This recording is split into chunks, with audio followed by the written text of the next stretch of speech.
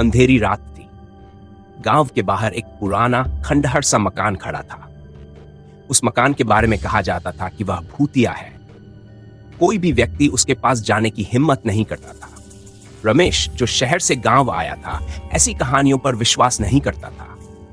उसने तय किया कि वह उस मकान में रात बिताएगा और सबको साबित करेगा कि भूत प्रेत कुछ नहीं होते।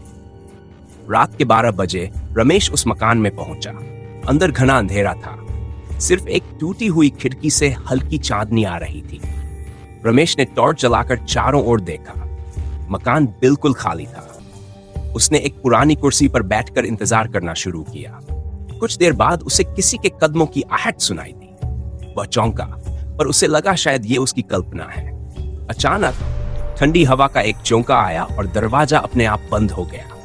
रमेश की टॉर्च बुझ गई। अब मकान में पूरी तरह अंधेरा था। रमेश की दिल की धड़कन तेज हो गई। उसे लगा कि कोई उसके पास खड़ा है। उसने घबराकर चारों ओर देखा, लेकिन कुछ दिखाई नहीं दिया। तभी उसे किसी के धीमे धीमे हंसने की आवाज सुनाई दी। रमेश ने हिम्मत जुटाई और बाहर की तरफ भागने लगा। जैसे ही उसने दरवाजा खोला, सामने एक साया खड़ा था। वह साया धीरे धीरे उसकी तरफ बढ़ने लगा। रमेश का गला सूख गया। उसकी आवाज निकल नहीं रही थी। वह बस पीछे हटता रहा। वह साया बिल्कुल रमेश के सामने आकर रुक गया। फिर धीरे धीरे उसकी आंखें जलने लगी, जैसे अंगारे हों। रमेश की आंखें फटी की फटी रह गई। वह चिल्लाना चाहता था, लेकिन उसकी आवाज गले में ही दब गई। साया उसके करीब आया और उसके कान में फुसफुसाया, तुमने मुझे जगाया, अब यहां से कभी नहीं जा पाओगे। रमेश के होश उड़ गए और वह वहीं बेहोश होकर गिर पड़ा।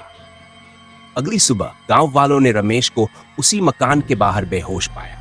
उसके चेहरे पर ऐसा डर था जैसे उसने मौत को सामने से देखा हो। जब उसे होश आया तो वह कुछ बोल नहीं पाया। उसकी आंखों में डर का साया था जो कभी नहीं मिटा।